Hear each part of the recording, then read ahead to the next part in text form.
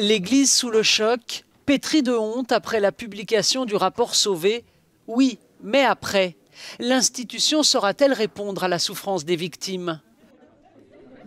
Le rapport Sauvé préconise d'individualiser le calcul de l'indemnisation en fonction des préjudices et propose de financer les indemnités à partir du patrimoine des agresseurs et de l'Église de France.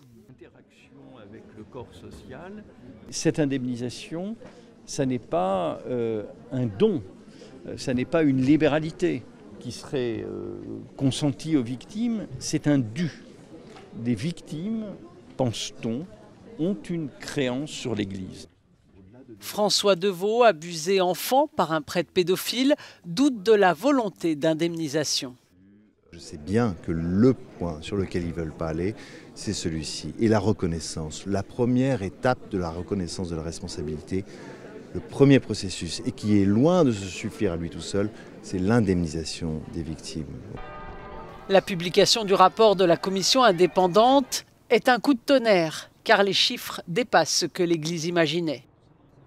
J'ai honte de ce qui s'est passé, de ces actes inqualifiables, mais aussi de la façon dont ces affaires ont été traitées. Je voudrais redire aux personnes victimes notre honte et notre compassion. Au nom de l'Église, je leur demande pardon. Les quelques 120 évêques de France ont rendez-vous à Lourdes début novembre pour leur assemblée plénière. Nul doute que le scandale de la pédophilie pèsera sur les débats.